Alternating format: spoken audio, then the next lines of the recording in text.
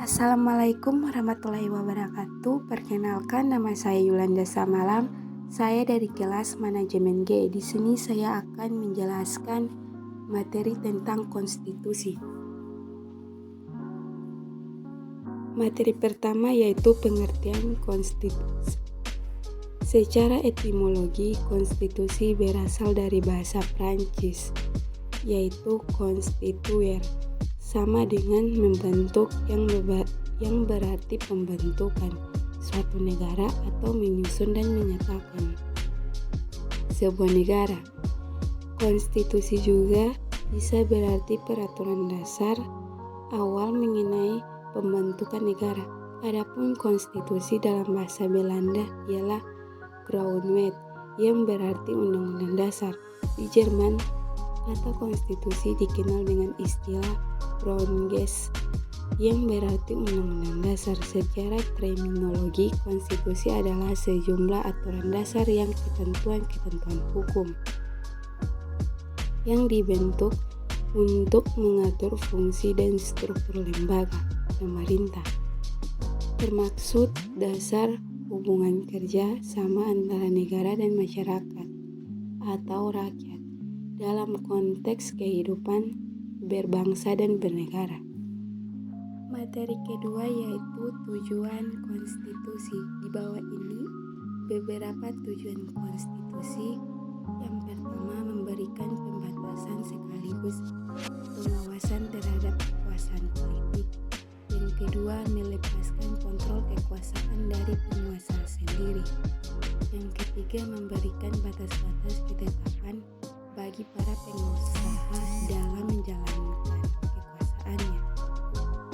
Selanjutnya, materi yang ketiga yaitu arti penting konstitusi. Undang-undang dasar mempunyai fungsi yang khas dalam negara yang berdasarkan demokrasi konstitusional, yaitu membatasi kekuasaan pemerintah sedemikian rupa sehingga dalam menyelenggarakannya tidak bersifat sewenang-wenang. Materi keempat yaitu konstitusi demokratis. Adapun konstitusi demokratis yang mengandung prinsip-prinsip dasar demokratis meliputi hak-hak dasar, kedua kebebasan mengeluarkan pendapat, ketiga hak-hak individu, keempat keadilan, kelima persamaan, dan keenam keterbukaan. Materi kelima, sejarah lahirnya konstitusi. Latar belakang terbentuknya UUD 45 bermula dari janji Jepang, yaitu memberikan kemerdekaan bagi bangsa Indonesia pada kemudian hari.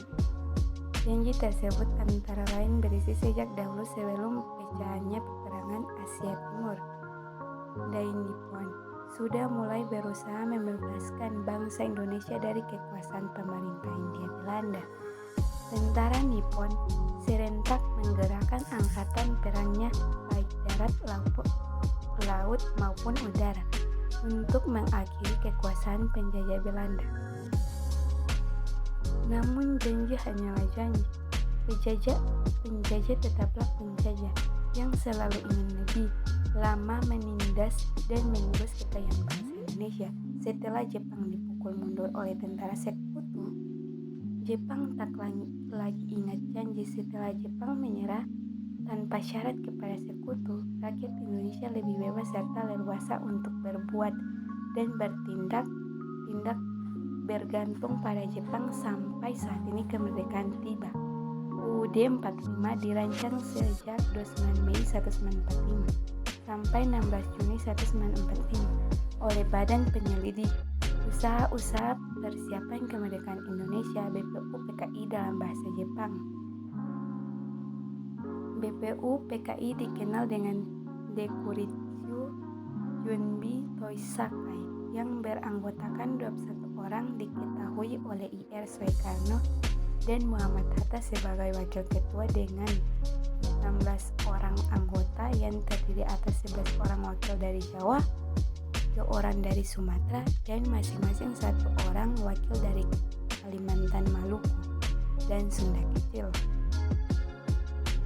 BPU-PKI ditetapkan berdasarkan maklumat Guenseikan nomor 23 bersama dengan ulang tahun Tenno Haika pada 29 April 1945.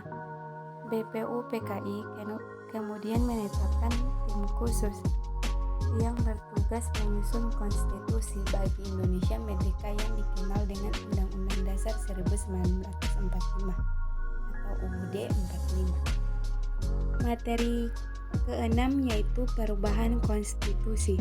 Konstitusi suatu negara pada hakikatnya merupakan dasar tertinggi yang membuat hal-hal mengenai penyelenggaraan negara sehingga harus memiliki sifat yang lebih stabil daripada produk hukum lainnya.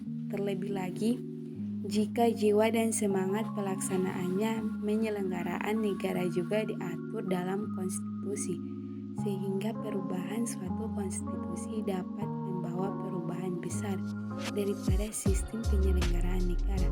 Bisa jadi sebuah negara yang demokratis berubah menjadi otoriter karena terjadi perubahan dalam konstitusinya. Menurut Arya Budiarjo, ada 4 prosedur dalam mengubah konstitusi 47, antara lain sebagai berikut. Pertama, sidang badan legislatif dengan ditambah beberapa syarat, misalnya dapat ditetapkan quorum untuk sidang yang membicarakan usul perubahan Undang-Undang Dasar dan jumlah minimum anggota badan legislatif untuk menerimanya. Kedua, referensi atau plebis. Ketiga, negara bagian dalam negara federal, misal Amerika Serikat 3/4 dari 50. Negara bagian harus menyetujui. Yang terakhir, musyawarah khusus. Materi yang terakhir yaitu perubahan konstitusi di Indonesia. Di dalam UUD 1945 terdapat pasal yang berkenaan dengan cara perubahan UUD, yaitu pasal 37 yang menyebutkan untuk mengubah UUD seukuran-ukurannya 2/3 daripada jumlah anggota MPR harus hadir. Kedua, putusan diambil dengan persetujuan sekurang-kurangnya 2/3 jumlah anggota yang hadir. Pasal 37 tersebut mengandung 3 norma, yaitu pertama, wewenang untuk mengubah UUD ada pada MPR sebagai lembaga tertinggi negara. Kedua, quorum yang harus dipenuhi sekurang-kurangnya 2/3 jumlah anggota MPR untuk mengubah UUD.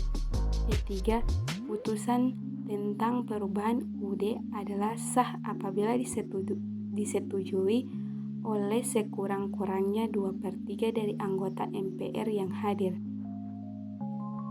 Pasal 37 dalam Undang-Undang Dasar 1945 ini, jika dihadapkan pada klasifikasi yang disampaikan oleh KC Uwer, merupakan bentuk konstitusi bersifat tegar karena tata cara perubahannya tergolong sulit.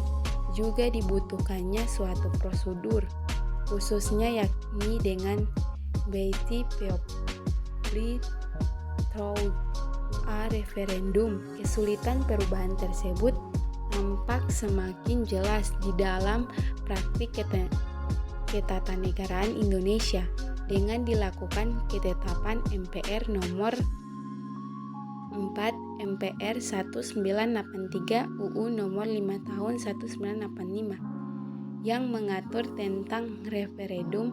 Adapun kesulitan perubahan konstitusi tersebut merupakan KC Uwer memiliki motif tersendiri, yaitu agar perubahan konstitusi dilakukan dengan pertimbangan yang tidak secara serempak dan dengan sadar. Yang kedua, agar rakyat mendapat kesempatan untuk menyampaikan pandangannya sebelum perubahan dilakukan. Ketiga, agar dan ini berlaku di negara serikat, kekuasaan negara serikat dan kekuasaan negara-negara bagian tidak diubah semata-mata oleh perbuatan-perbuatan masing-masing pihak secara tersendiri. Keempat, agar hak-hak perseorangan atau kelompok seperti kelompok minoritas atau budaya mendapat jaminan dalam sejarah Kewarganegaraan Indonesia Konstitusi atau Undang-Undang Dasar 1945. Setelah mengalami beberapa perubahan dan masa berlakunya sejak Proklamasi Kemerdekaan Indonesia dengan rincian sebagai berikut. Pertama, 18 Agustus 1945 sampai 27 Desember 1949 berlaku UUD 1945. Kedua, 27 Desember 1947 sampai 17 Agustus 1950 berlaku Konstitusi RIS 1949. Ketiga, 17 Agustus 1950 sampai 15 Juli 1959 berlaku UUD sementara 1950. Keempat, 5 Juli 1959 sampai 19 Oktober 1999 berlaku kembali UUD 1945 dan yang terakhir 19 Oktober 1999 sekarang berlaku UUD 1945 hasil perubahan.